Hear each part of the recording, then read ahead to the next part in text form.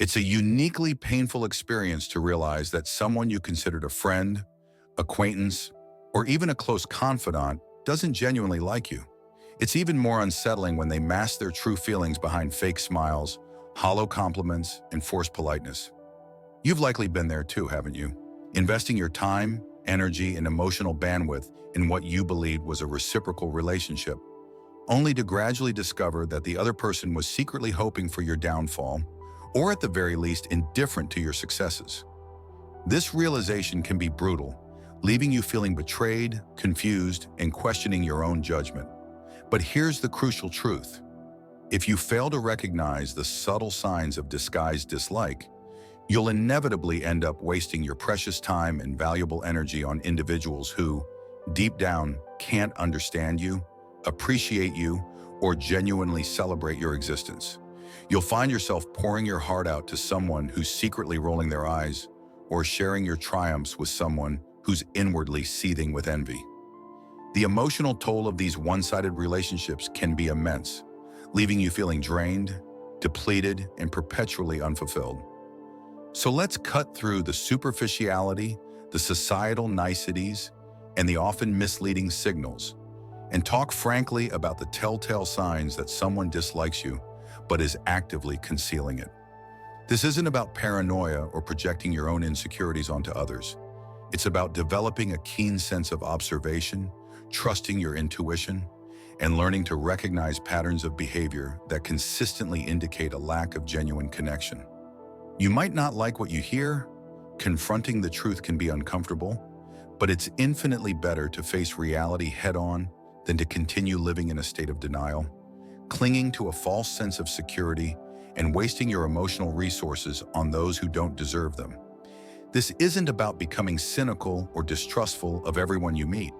It's about cultivating discernment, protecting your emotional well-being, and prioritizing relationships that are built on mutual respect, genuine affection, and authentic connection. It's about understanding that you deserve to be surrounded by people who uplift you, support you, and celebrate your unique qualities, not those who subtly undermine you, passively exclude you, or secretly resent your successes. Let's delve into the specific behaviors and subtle cues that often reveal disguised dislike. Number 1, they're always joking about your flaws, but it doesn't feel like a joke. We all know that one person who fancies themselves a comedian, always ready with a joke, especially when the joke is at your expense. They'll gleefully pick at your quirks, your mistakes, your perceived imperfections, and they'll do it with a seemingly innocent smile, often saying, "I'm just messing with you," or "Can't you take a joke?" It might seem harmless at first glance, but let's not kid ourselves. These jokes are often far more than just playful banter. They're carefully calculated digs, cleverly disguised as humor, meant to subtly chip away at your self-esteem, bit by bit. Think about it. Is there a consistent pattern to their humor? Are they always targeting the same vulnerabilities, the same insecurities that you've perhaps shared with them in confidence? Do they ever joke about your strengths, your accomplishments, or the things you're genuinely proud of? Or is their humor consistently focused on highlighting your perceived shortcomings? I remember a time when I was close to someone who seemed to always have a critical comment, disguised as a joke, about me. It didn't matter what I did, how I dressed, the way I spoke, even the creative projects I was pouring my heart and soul into. They always had something to say, something to subtly diminish my efforts. At first I laughed it off, thinking it was all in good fun, trying to be a good sport. But as time went on, I noticed a disturbing pattern. The jokes were always aimed at my perceived weaknesses, never at my strengths. They were never supportive, never encouraging, always subtly critical. It wasn't long before I started second-guessing myself, wondering if maybe I was the problem. Maybe these flaws were as glaring and as significant as they made them out to be. Maybe I was being too sensitive, too insecure. Here's where the controversy kicks in. People who consistently joke about your flaws aren't doing it out of genuine affection or concern. They're often testing the waters, subtly probing to see how much disrespect you'll tolerate.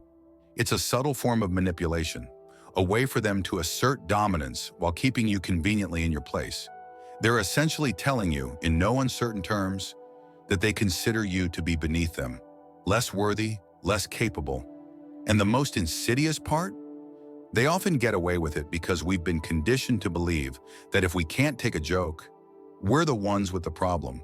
We're labeled as too sensitive, humorless, or insecure, effectively silencing our own valid feelings and allowing the disrespect to continue unchecked.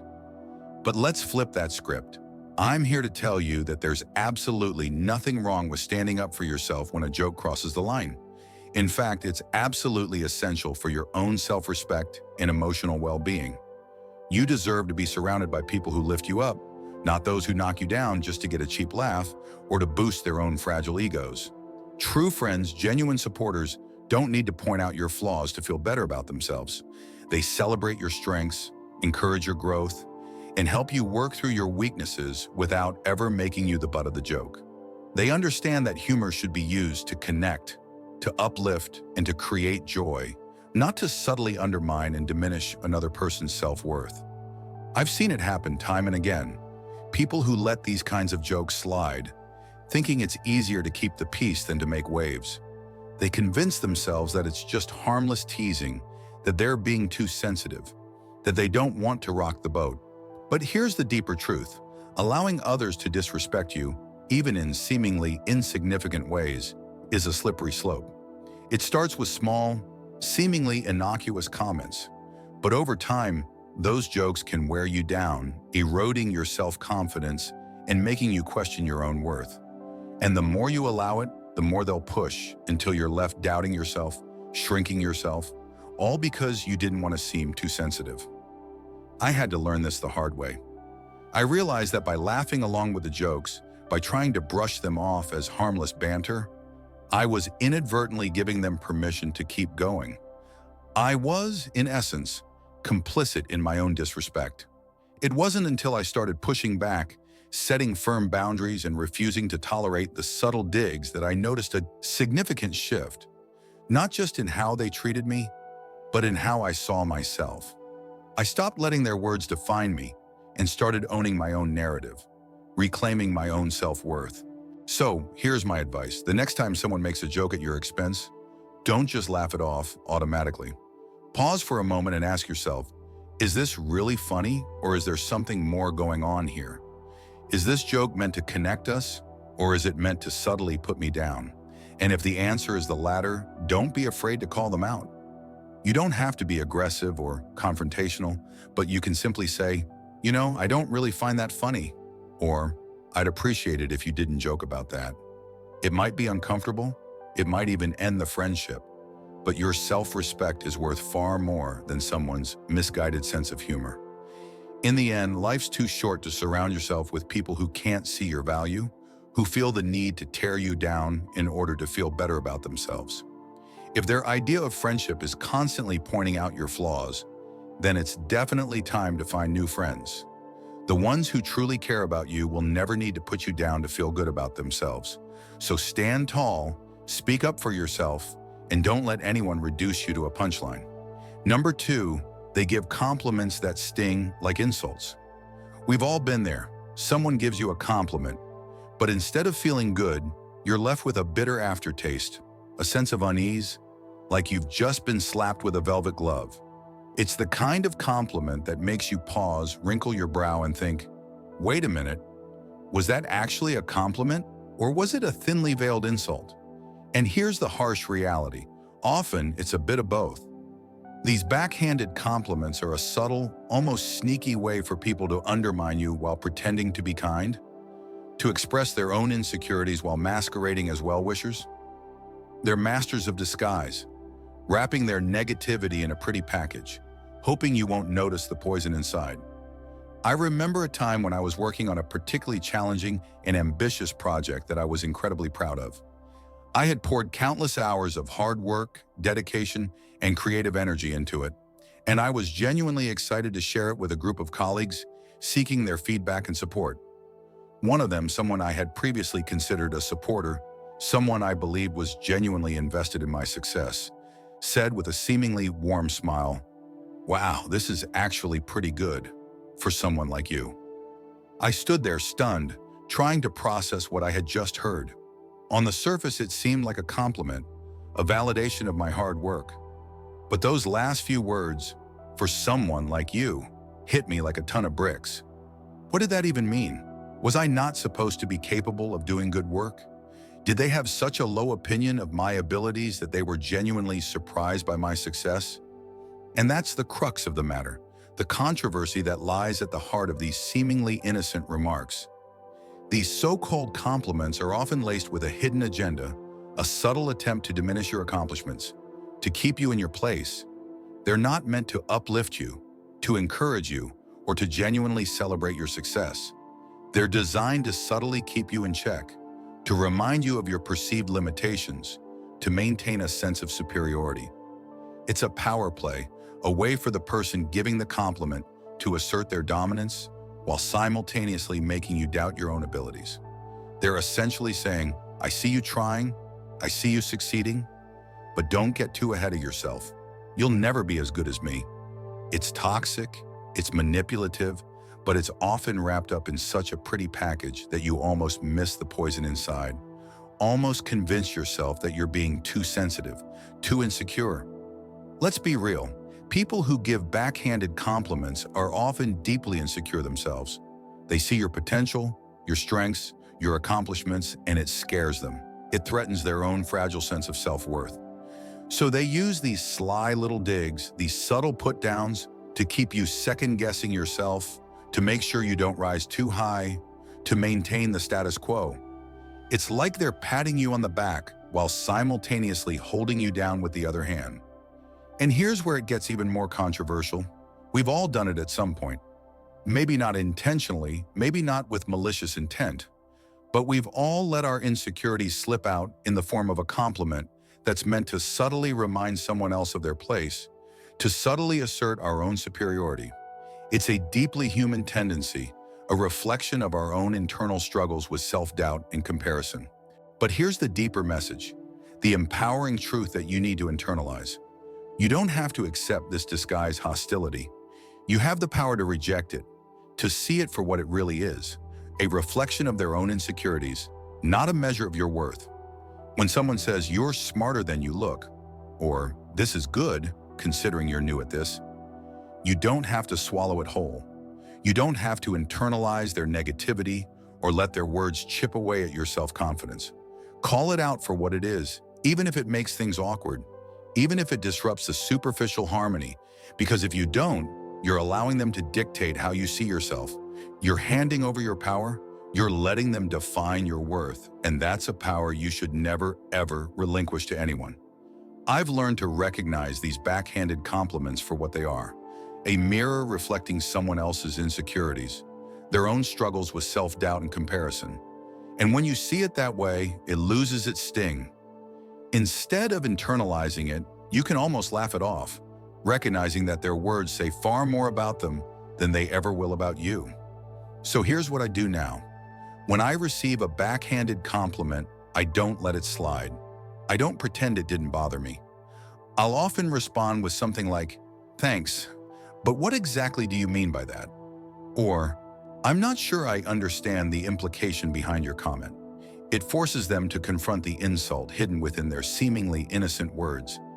It shines a light on their subtle negativity.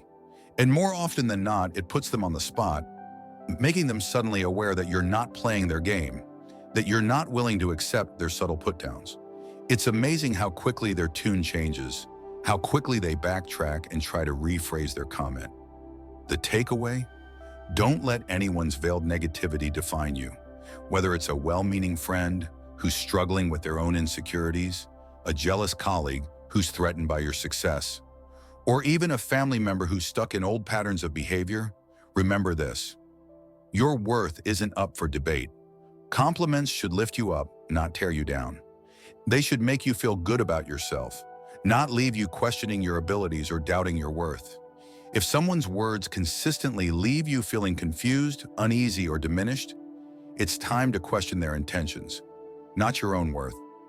Life is too short to waste on people who can't genuinely celebrate your successes, who feel the need to tear you down in order to feel better about themselves. Surround yourself with those who see your value, who appreciate your unique qualities, and who aren't afraid to let you know it, without any strings attached, without any hidden agendas, without any backhanded compliments. Number 3, they subtly exclude you from plans and act like it was an accident. It's often the little things that sting the most, isn't it? Like realizing that your so-called friends accidentally forgot to invite you to that dinner, that party, that weekend getaway, that seemingly casual get-together that everyone else knew about. They'll swear it was an oversight, that it was a last-minute thing, that they just assumed you were too busy anyway.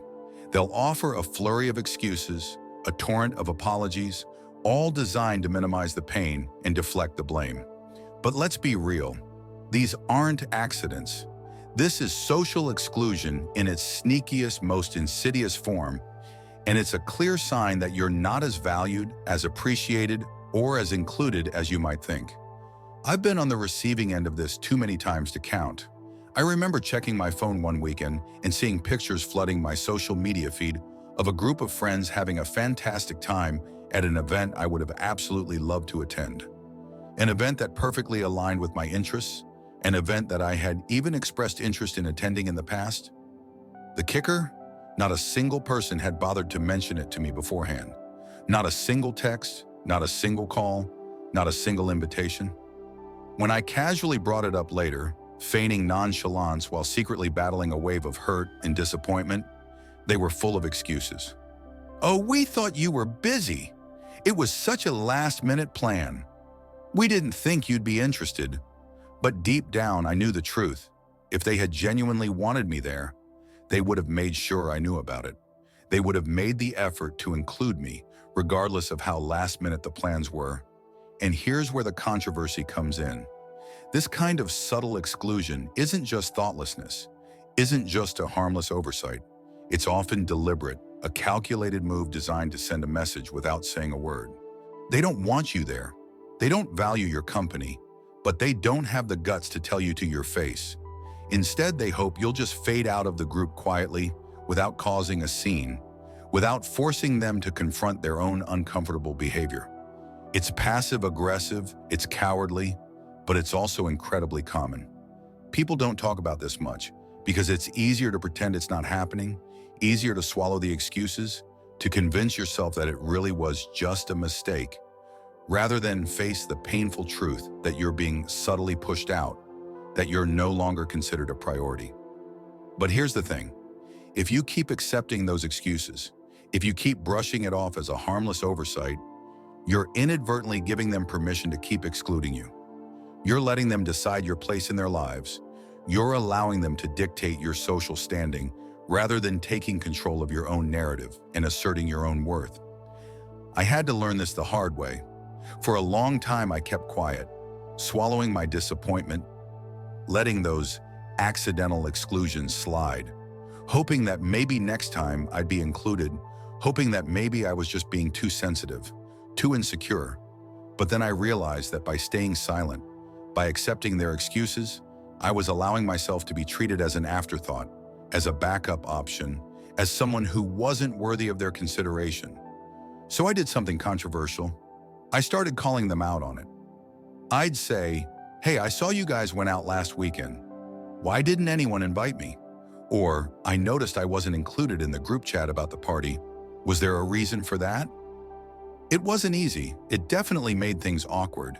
It forced them to confront their behavior, to acknowledge the pain they had caused. And guess what? The dynamics changed. Some people got defensive, trying to justify their actions with flimsy excuses. Others tried to make up for it, showering me with belated invitations and exaggerated apologies. But the bottom line was clear. I wasn't going to let them exclude me without a fight. I wasn't going to allow them to treat me as an afterthought any longer. Here's the deeper message, the empowering truth that you need to embrace. If people genuinely want you in their lives, they'll make the effort to include you, no matter how last-minute the plan is, no matter how busy their schedules are. They'll value your company, they'll appreciate your presence, and they'll make sure you know that you're wanted, that you're welcome. And if they don't, then it's definitely time to rethink the value of those relationships. You deserve to be around people who don't make you feel like you're constantly chasing after their approval or their attention. People who don't make you feel like you have to beg for their inclusion. True friends don't forget to invite you. They make sure you're there because they genuinely enjoy your company, because they value your presence in their lives. So if you find yourself being subtly excluded from plans, don't just brush it off. Don't just swallow your disappointment. Confront it. Ask the hard questions. Express your feelings. And be prepared for the answers, even if they're not what you want to hear. Because at the end of the day, it's far better to know where you truly stand than to be left wondering why you were left out, yet again. And remember, you're not a backup option. You're not a second choice. You're a priority. Surround yourself with people who treat you like one. People who value your presence. People who make you feel included, appreciated, and loved. Number 4, they're busy only when it comes to you, but have plenty of time for everyone else. We've all heard it before. I'm so busy these days, sorry, I can't hang out. It's the perfect excuse, isn't it? After all, who isn't busy in today's fast-paced, demanding world? We're all juggling work, family, social obligations, personal commitments, and a million other things. It's easy to understand why someone might be too busy to meet up for coffee or catch a movie. But what happens when you start noticing a pattern? What happens when you realize that they're always available for others, posting pictures of their outings on social media, catching up with mutual friends, attending events with other acquaintances? But when it comes to you, suddenly they're swamped, overwhelmed, and completely unavailable? Here's the cold, hard truth. They're not too busy. They're just too busy for you. I've been in that frustrating, disheartening situation more times than I care to admit. I remember reaching out to a friend I used to be incredibly close with, trying to set up a time to catch up, to reconnect, to rekindle the bond we once shared. Every time I suggested something, a quick lunch, an after-work drink, a weekend hike, they'd have an excuse. I'm working late, they'd say. I've got a lot on my plate right now. Maybe next week, when things calm down. Meanwhile, I'd see them constantly hanging out with other people, attending parties, going on trips, having a great time, somehow always finding a way to make time for everyone except me. It took me longer than I like to admit to see the pattern, to recognize the clear and unambiguous message they were sending. I wasn't a priority in their life anymore. I wasn't someone they valued spending their time with. I had been relegated to the back burner, a convenient option to be considered only when all other possibilities had been exhausted. And here's where the controversy comes in. We've been conditioned to accept busy as a valid and unquestionable reason to be pushed aside, to be ignored, to be treated as an afterthought. We're told to be understanding, to be patient, to respect other people's schedules. But let's be honest with ourselves. People make time for what and who they truly care about. If they're consistently busy when it comes to you, if they're always finding excuses to avoid spending time with you, it's not about their schedule. It's about their priorities. And that's a hard pill to swallow because it forces you to confront the painful reality that you might not be as important to them as they are to you, that you might be investing more in the relationship than they are. The harsh reality is that busy is often a polite, socially acceptable way of saying, I don't want to spend time with you. It's easier for them to blame it on their schedule, to hide behind the facade of professional obligations and personal commitments, than to admit that they're consciously choosing not to include you in their life. It's a passive-aggressive way of keeping you at arm's length, of maintaining a superficial connection without actually investing any real time, energy, or emotional effort. They want to keep you on the hook, just in case, without actually committing to the relationship. I've been on both sides of this equation. There were times when I was the one making the excuses, when I was the one hiding behind the shield of busy, because I didn't know how to tell someone that I had outgrown the friendship, that I no longer enjoyed their company, that I needed to create space in my life for new connections. But being on the receiving end of those excuses taught me a valuable lesson. It's far better to be honest, even if it's uncomfortable, than to string someone along with empty promises and hollow excuses. It's kinder to be upfront about your feelings, even if it causes some initial pain, than to perpetuate a cycle of disappointment and resentment. When I finally called out my friend on always being too busy, when I finally confronted them about their consistent lack of availability, the conversation was awkward, uncomfortable, and emotionally charged. But it was also necessary. It gave me the clarity I needed to move on, to invest my time and energy in relationships where I was valued, where my presence was appreciated, where my efforts were reciprocated. And here's the deeper message, the empowering truth that I want you to internalize. Your time is precious, your energy is valuable. Don't waste it on people who can't be bothered to make time for you, who consistently prioritize others over you, who treat you as an afterthought. If someone is constantly too busy for you, it's time to reassess the relationship. It's time to ask yourself, is this person truly invested in my well-being? Do they genuinely value my presence in their life? Or am I just a convenient option, a placeholder to fill their time when no one else is available? You deserve to be around people who are excited to see you, who make an effort to include you in their lives, not just when it's convenient for them, but because they genuinely enjoy your company, because they appreciate your unique qualities, because they value your friendship.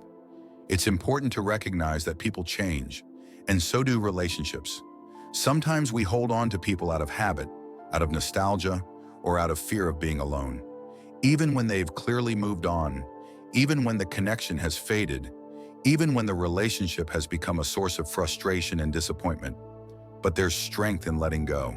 There's power in acknowledging that you deserve more than someone's leftover time, more than someone's half-hearted effort, more than someone's empty excuses. It's not about being needy or demanding. You don't have to be confrontational or aggressive, but you can simply create some distance between yourself and them. Avoid initiating physical contact, limit your conversations to essential topics, and focus your energy on building relationships with people who genuinely value your presence and make you feel comfortable and welcome. And remember, you deserve to be around people who make you feel good about yourself, people who are warm, welcoming, and open to connection. If someone is consistently sending you the message that they're uncomfortable around you, it's okay to take that message to heart and to create some space between yourself and them.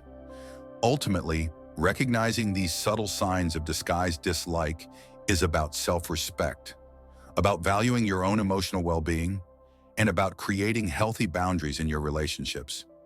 It's about understanding that you deserve to be surrounded by people who genuinely care about you, who celebrate your successes, and who make you feel good about yourself. In conclusion, prioritizing your well-being and cultivating authentic connections. Navigating the complexities of human relationships can be challenging, and recognizing disguised dislike is just one piece of the puzzle. The ability to discern genuine connection from superficiality is a skill that develops over time, through experience, observation, and a healthy dose of self-awareness. Remember, this isn't about becoming cynical or distrustful of everyone you meet. It's about cultivating discernment, protecting your emotional well-being, and prioritizing relationships that are built on mutual respect, genuine affection, and authentic connection. It's about understanding that you deserve to be surrounded by people who uplift you, support you, and celebrate your unique qualities, not those who subtly undermine you, passively exclude you, or secretly resent your successes. If you recognize any of these signs in your relationships, don't panic. Take a deep breath, assess the situation objectively, and trust your instincts. It's possible that there's a misunderstanding, that the other person is simply unaware of how their behavior is being perceived. It's also possible that they're dealing with some personal issues that are affecting their ability to connect with others. But if you've noticed a consistent pattern of these behaviors, if you have a gut feeling that there's something more going on, it's important to take action to protect your own emotional well-being. Start by creating some distance between yourself and the person in question. Limit your interactions, avoid sharing personal information, and focus your energy on building relationships with people who make you feel good about yourself. It's also important to set clear boundaries. If someone is making jokes at your expense, don't be afraid to speak up and let them know that you don't appreciate their humor. If someone is giving you backhanded compliments, call them out on their negativity. If someone is subtly excluding you from plans, confront them about their behavior. And most importantly, remember your worth. You deserve to be treated with respect, kindness, and compassion. You deserve to be surrounded by people who value your presence, who appreciate your unique qualities, and who make you feel loved and supported. If someone isn't meeting those needs, it's okay to let them go. It's okay to create space in your life for people who genuinely deserve your time, energy, and attention. Building authentic connections takes time, effort, and vulnerability. It requires us to be open, honest, and authentic in our interactions with others.